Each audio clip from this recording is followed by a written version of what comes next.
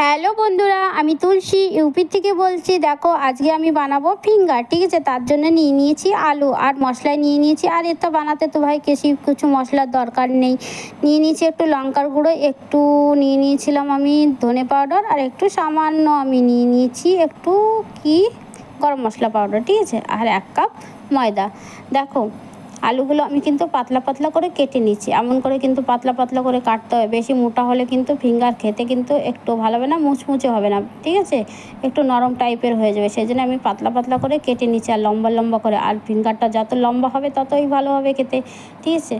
কেন আলু তো বেশি লম্বা হয় না, আমি কিন্তু মিডিয়াম সাইজের আলু নিয়ে নিয়েছিলাম। আর দেখো এই জিনিসটা কিন্তু বানানো কিন্তু কম খরচায় বেনে যায়, ঠিক আছে। বেশি মশলারও দরকার, শুধু একটু তেলের দরকার, ঠিক আছে।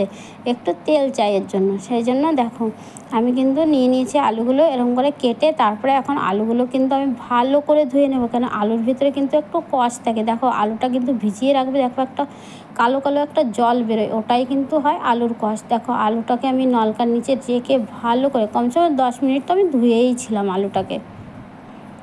যখন আলুটা আমার ভালো করে ধোয়া হয়ে যাবে তখন আমি কি করব, নিয়ে নিয়েছি একটা ফ্রাইদান। কেন এই ফ্রাইদান বলছি, এটা একটা সসপ্যান, ঠিক আছে। সসপ্যানে নিয়ে নিয়েছি। এখন এর ভিতর দিয়ে দিলাম আমি 1 কাপ জল, তার ভিতর দিয়ে দেবো 1 চামচ লবণ। লবণটা দেওয়ার পর যখন একটু নেড়ে চেড়ে দেখবো জলটা গরম হয়ে গিয়েছে, তখন দিয়ে দেবো আলুগুলো।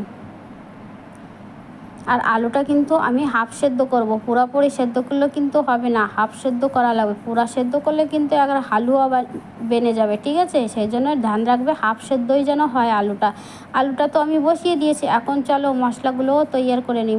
মশলা কি, মশলাগুলো মিশাতে হবে ময়দার ভিতরে। ব্যাস যত মশলা ছিল ব্যাস এর ভিতর দিয়ে এখন মিশিয়ে আমি সাইডে রেখে দেবো। আর স্বাদ অনুসার লবণ দেবো, লবণ কিন্তু বেশি দিলে হবে না, ঠিক আছে। আর এর ভিতর যদি একটু বিট লবণ দাও না তাহলে কিন্তু আরও ভালো হয়, লেকিন আমার কাছে তো বিট লবণ ছিল না, তাই আমি ব্যাস সাদা লবণ দিয়েই করছি শুধু। তোমাদের কাছে যদি বিট লবণ আর হিং এই দুটো জিনিস যদি থাকে না তাহলে কিন্তু আরও টেস্ট কিন্তু বেড়ে যায়, এর ভিতর খেতে অনেকই মজাদার হয়, ঠিক আছে। ঘরেও কিন্তু এমন ফিঙ্গার বানিয়ে খেলে কিন্তু অনেক মজা আছে। শুধু যে দোকানের জিনিসই ভালো হয় তা না, দোকানের থেকে কিন্তু ঘরে নিজে হাতে বানিয়ে খেয়ে দেখো অনেক। আর এটা কিন্তু বানানো অনেকই সোজা, ঠিক আছে। কেন ছোটো বড়ো সবাই বানাতে পারে। ব্যাস আলুগুলো এমন করে কেটে নেবা, সেদ্ধ করে ব্যাস ময়দার ভেতরে মিশিয়ে ব্যাস রেখে দেবে, তারপরে তেলে ভেজে নেবে, ব্যাস হয়ে যাবে তৈয়ার ফিঙ্গার।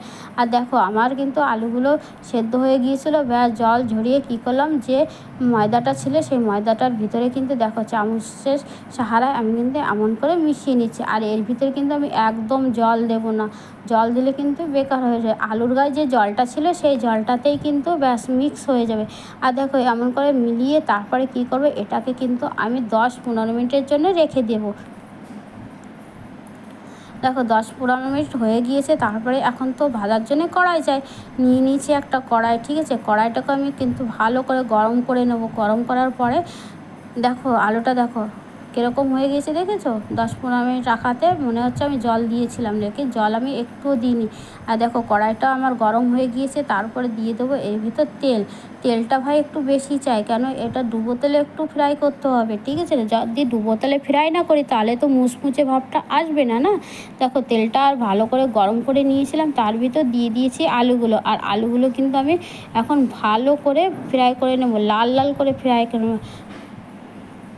আর এরকম যদি বিকেলবেলায় কিছু খেতে ইচ্ছা করে আর ঘরে যদি কিছু না থাকে, আলু তো ভাই সবার ঘরে থাকে, আলু ময়দা, ব্যাস এমন করে একটা স্ন্যাক বানিয়ে নেবে, কত সুন্দর হয় খেতে, অনেকই মজা লাগে, ঠিক আছে না বন্ধুরা। তোমরাও কিন্তু এরকম করে ট্রাই করে দেখো ঘরে। শুধু যে বাজারের ফিঙ্গার ভালো লাগে তা নয়, ঘরের ফিঙ্গার তো আরও ভালো লাগে। চলো বন্ধুরা দেখো হয়ে গিয়েছে আমার ফিঙ্গার তৈয়ার। এখন খাবারের বারে আমি তো খাই না, কেন এটা তো আলু, আর আলু খাওয়া আমার মানা আছে, সেই জন্য আমি খাবো না, বাচ্চাদের বানিয়ে দিয়েছে। তোমরা কিন্তু ট্রাই করে দেখো বন্ধুরা, অনেক মজাদার রেসিপি।